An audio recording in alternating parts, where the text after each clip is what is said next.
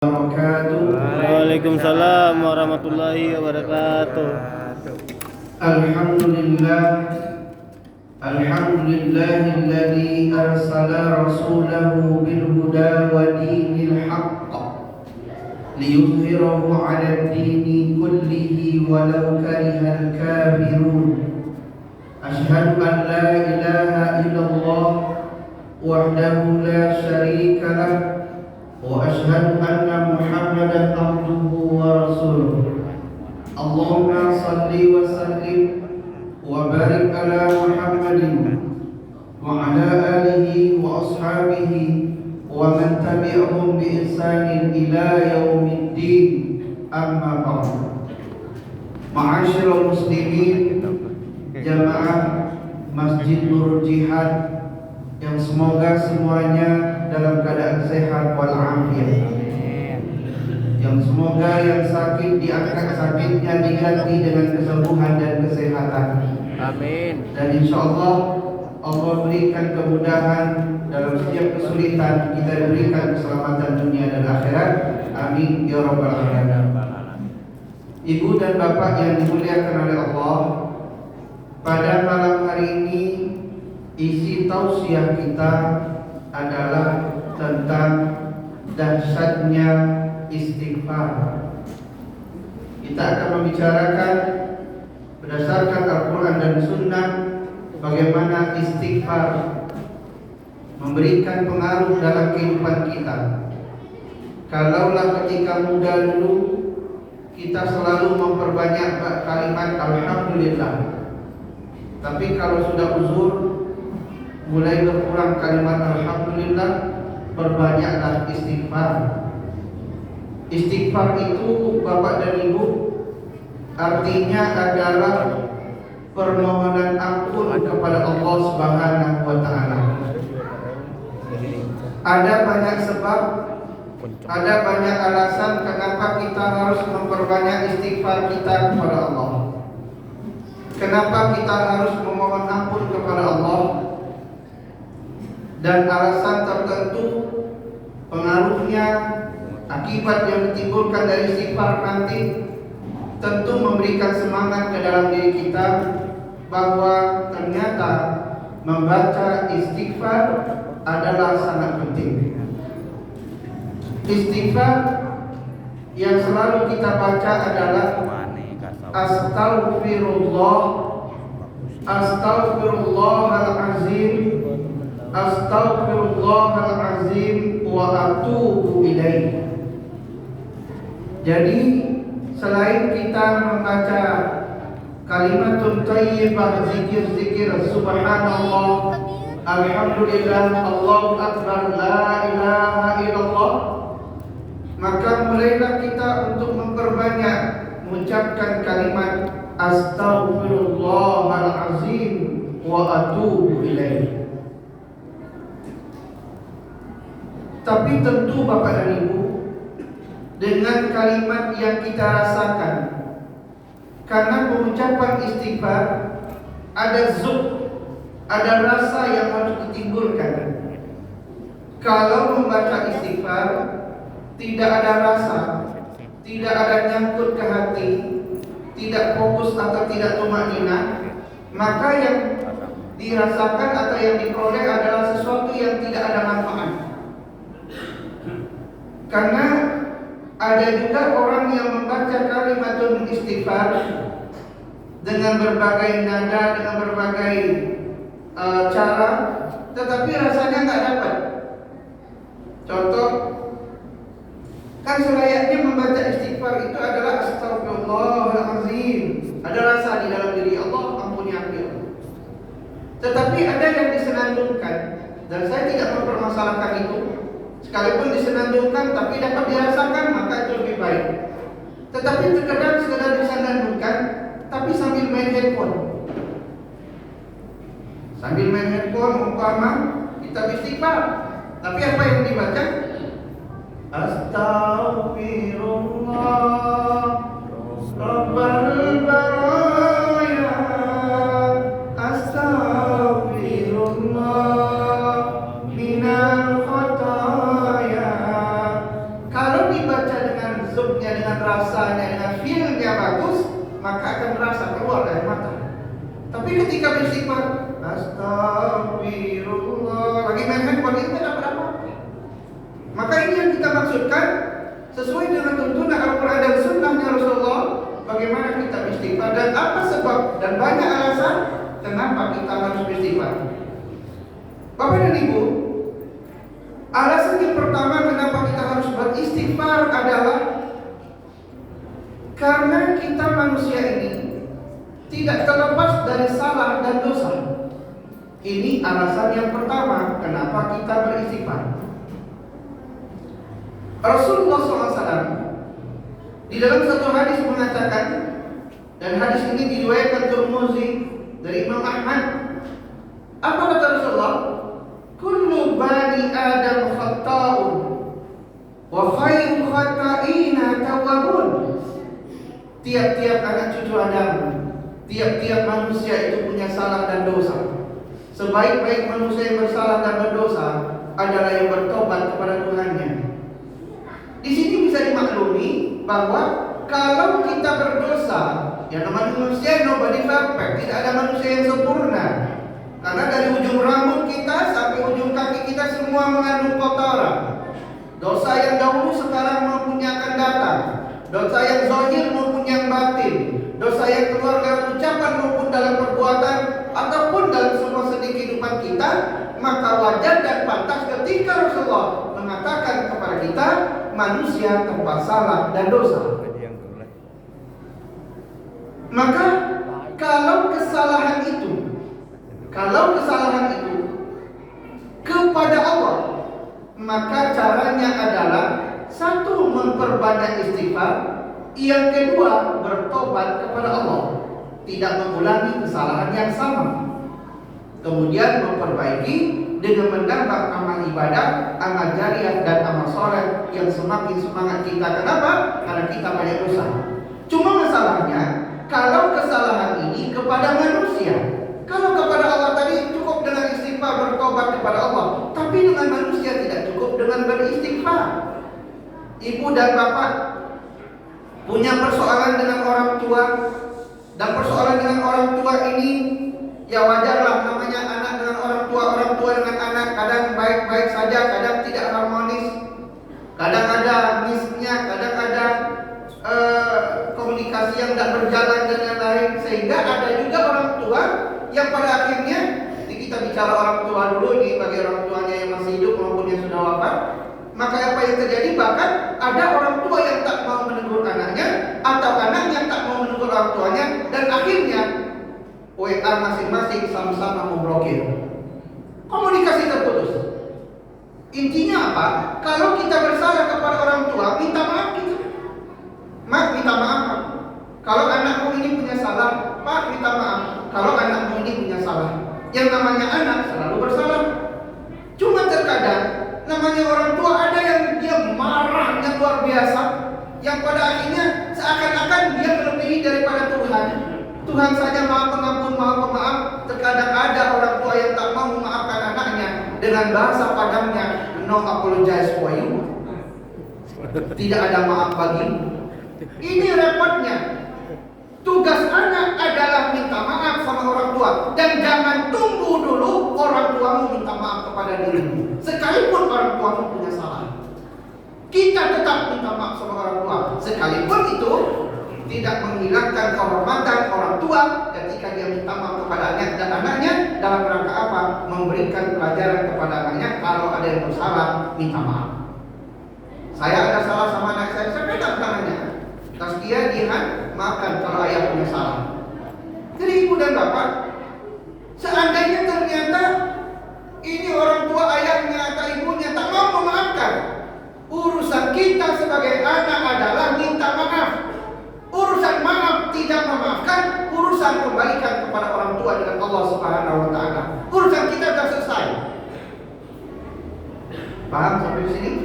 Paham. Itu kepada orang tua. Kepada istri bagaimana? Kepada suami bagaimana? Ya tetap, andaikan ada suami yang salah atau istri yang salah, udah saling maafkan, jangan saling menunggu dulu. Kata suaminya kan dulu yang banyak salah, kata istrinya, abang yang banyak salah. barang. Ntar malam nih, kamu maafin dia. Mau kemana bang? Biasanya kalau udah maaf-maafan, udah berat banget tuh mau kemana nih kan gitu. Tapi pada minggu ini suatu kemuliaan, mengangkat kehormatan diri. Kenapa? Allah saja maha pengampun lagi maha pemaaf. Ini kalau urusannya dengan manusia, minta maaf, temui dia. Persoalannya lagi, yang kita masalahkan adalah orang yang kita berbuat salah ini adalah kepada manusia ini, dia tidak mau memaafkan kita. Mungkin karena dulu dia pernah kita fitnah, dia pernah kita ribah, kita gonjeng, kita omongin di depan orang, sakit hatinya, dia nggak mau maafkan kita. Ini repotnya. Makanya kalau ada ibu-ibu atau bapak-bapak yang pernah ngomongin orang, mempergunjingkan orang, bergibah, maka minta maaf kepadanya. Sebab nanti di akhirat persoalannya adalah apabila dia tidak maafkan di dunia, maka di akhirat kita semakin berat urusannya. Makanya bu, kalau dibeli sayur, udah berhenti dosa ngomongin orang. Mananya? Itu tuh beda beli sayur. Udah biarin aja. Mau beli sayur apa kagak dia, biarin aja dosa ngomongin orang. Kenapa? Karena kita juga punya salah dan dosa. Kalau itu berkaitan dengan barang yang diambil dari orang, barang pinjaman atau apapun namanya, maka segera untuk dikembalikan. Apabila belum bisa mengembalikan, segera hubungi, mohon maaf saya belum bisa mengembalikan, atau langsung ngomong, mohon maaf saya tidak punya kemampuan untuk mengembalikan, apakah bisa saya itu dimaafkan? Itu urusannya dengan manusia. Itulah kenapa kita harus memperbanyak istighfar. Saya punya salah, bapak dan ibu punya salah, maka sebaik-baik orang bersalah dan berdosa adalah yang bertobat kepada Tuhannya. Jangan tunggu dulu setelah kita sakit-sakitan baru ingat Tuhan, setelah tua baru ke masjid, tunggu miskin dulu baru ingat Tuhan. Jangan itu dulu. Kenapa? Karena ada riwayat yang menyebutkan Allah tidak memaklumi seseorang yang Allah tentukan ajalnya sampai umur 60 tahun. Umur 60 tahun itu batas limit. Kalau 60 tahun belum juga ke masjid, 60 tahun belum juga taklim, 60 tahun juga belum hadir berkumpul dengan orang-orang yang rajin ibadah, belum juga ibadah kepada Allah, belum juga menjauhi maksiat dari Allah. Kemudian masih juga pegang apa namanya itu? Enggak aja kerjaannya.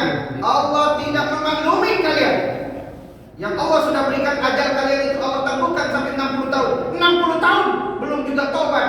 I'm not apologize for you. Paham sampai di sini? Bukan berarti yang muda-muda boleh berbuat dosa. Entar tak kalau udah tua baru tobat, kalau udah tua baru ke masjid. Padahal anak muda yang ke masjid itu di antara 7 golongan yang dilindungi oleh Allah di yaumil akhir. Kalau orang tua ke masjid mah udah sepatutnya ya. Kita belajar dari teman-teman kita di pengurus masjid atau yang jamaah masjid sini. Saya sudah lama isi kajian ceramah khutbah Jumat di sini. Ada yang masih bertahan alhamdulillah sampai detik ini. Ada yang sudah berpulang berpindah alam gitu ya.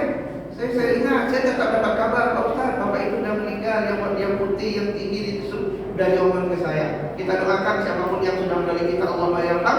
Mudah-mudahan Allah ampuni dosanya, Allah lapangkan kuburnya dan dikuburkan bersama di surga andanya. Yang sehat walafiat, mudah-mudahan Allah berikan usia yang panjang dan tetap bermanfaat bagi orang banyak dan amin ya rabbal alamin. Ini alasan yang pertama ibu bapak kenapa kita beristighfar adalah karena kita punya salah dan dosa. Alasan yang kedua, kenapa kita beristighfar pada Allah? Karena Rasulullah SAW itu beristighfarnya dalam 2 hadis yang berbeda dengan nada yang hampir sama. Hadisnya mengatakan Rasulullah itu sehari semalam tidak kurang beristighfarnya 75 kali. Dalam hadis yang kedua menyebutkan 100 kali. Rasulullah SAW yang maksum, yang terpelihara dari dosa dan salah, andaikan punya dosa dahulu, sekarang maupun yang akan datang, itu semua diampuni oleh Allah. Tapi tetap beliau beristighfar. Beliau membaca istighfar sehari semalam itu minimal 100 kali. Nah, kenapa kita tidak bisa melakukan ini? Makanya ibu bapak kadang-kadang yang habis sholat mohon maaf, salamnya kita Assalamualaikum warahmatullahi, Assalamualaikum warahmatullahi, Alhamdulillahirabbil alamin. Gitu ya. Saya mau tanya, Kalau Bapak dari bukunya dalilnya, punya dasar hukumnya, punya hadisnya tentang ketika sudah salam itu baca Alhamdulillah, hadirkan ke saya. Ketika ditanya, Bapak kenapa baca Alhamdulillah? Karena setiap perbuatan baik diakhiri dengan Alhamdulillah. Betul, tidak ada yang salah. Cuma Bapak salah penempatan, saya bilang. Kenapa? Rasulullah ketika menyampaikan hadisnya, selepas salam itu assalamualaikum kanan, assalamualaikum kiri, itu mengucapkan astagfirullahalazim 3 kali. Kenapa beristighfar? Karena khawatir min awal ila akhir, min takbir ila taslim, ketika mulai dari awal salat kita, dari takbir sampai salam, ada salah-salah ucap, salah-salah dalam gerakan, salah-salah dalam khusyuk dan tumainah, sehingga pada akhirnya apa? Kita mohon ampun kepada Allah. Badan di sini, tapi pikiran di mana-mana. Bukankah waktu kajian subuh sudah saya sampaikan, ketika sholat itu apa yang terjadi? Yang lupa teringat, yang hilang ketemu. Kan sudah saya jelaskan waktu kajian subuh. Karena kalau bapak ibu dan ada barang kehilangan, bawa salam. Bu, ada kehilangan cincin, bawa salam. Gak usah datang ke dukun. Ibu kalau datang ke dukun pasti disuruh bawa daun sirih 3 lembar. Atau waktu ada jamaah Ustaz, cincin dan kalung saya hilang katanya. Terus gimana Bu? Ya mohon bantuan, saya suruh salat. Ibu salat 2 rakaat. Ketika beliau sudah salat 2 rakaat, lalu dia berkata, Ustaz terima kasih, cincin dan kalung saya sudah ketemu. Di mana Bu? Saya baru ingat kalau seminggu yang lalu sudah saya jual. Ya kan? Jadi begitulah kenapa ketika kita mau sholat itu ujiannya berat. Makanya mulai sholat saja kita ada istighfar ya. Astagfirullahaladzim. Makanya orang mau kata Imam Syafi'i minimal khusus sholat itu di awal katanya. Jadi kalau ada orang sholatnya begini, Allah sampai 3 kali sampai berapa kali dia mencari ibaratnya khusuknya ini. Karena ketika sudah takbir kesininya sampai selesai itu kebayang semua itu. Yang suara teman sebelah yang lagi sholat yang agak berisik. Kemudian ada yang baunya semerbak, ada yang dulu ketika lagi sholat kita di masa pandemi ada yang batuk kita mulai gitu kan, udah mulai tidak khusyuk. Makanya Bapak dan Ibu kita disuruh apa tadi yang kedua untuk berbanyak istighfar. Kenapa? Karena Rasulullah sendiri beristighfar. Ya. Bahkan di akhir Ramadan ini ada kalimat yang disunnahkan Rasulullah untuk membacanya sebagai permohonan ampun kepada Allah. Allahumma innaka afuwun karim tuhibbul afwa fa'fu anna ya karim. Bukankah itu doa untuk permohonan maaf kepada Allah? Allahumma innaka afuwun karim, ya Allah Ta'ala sesungguhnya Engkau yang Maha Pemaaf, yang Maha Mulia. Tuhibbul afwa, yang Maha memaafkan, yang mencintai kemaafan. Itu kita mohon kepada Allah. Dan kita maaf kepada Allah atas semua dosa dan kesalahan kita. Saya yakin dan percaya setelah ini nanti ibu dan bapak akan memperbanyak istighfarnya. Pada akhirnya kita ini kan lucu. Kalau nanti ditimbang amal baik amal buruk kita di akhirat nanti, persoalannya ada. Masuk surga tidak pantas, masuk neraka takut. Masuk surga tidak pantas kenapa? Ibadah masih jauh panggang dari api, sedekah masih banyak belum ikhlasnya, amal soleh masih jauh-jauh dari harapan.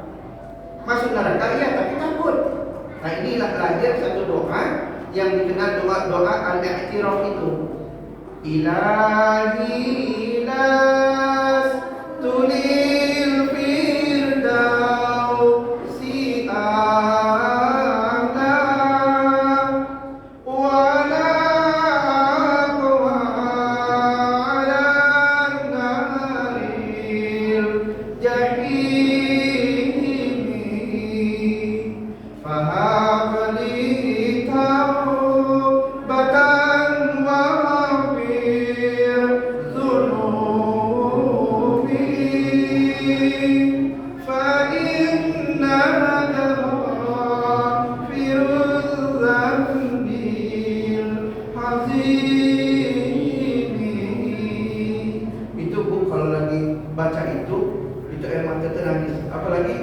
membaca itu di depan Baitullah, depan Ka'bah itu. Ya Allah, luar biasa. Saya alhamdulillah setiap bulan selalu berada di depan Baitullah, dan saya sudah berangkat ke Baitullah itu 28 kali, dan terhenti kemarin karena pandemi 2 tahun tidak ada keberangkatan, dan insya Allah mohon doanya setelah 2 tahun tanggal 11 Mei nanti umrah bulan Syawal saya akan kembali berangkat ke Baitullah dengan 200 jamaah. Mudah-mudahan saya doakan di bulan Bapak satu waktu dan satu masa nanti akan bisa sampai di sana. Amin.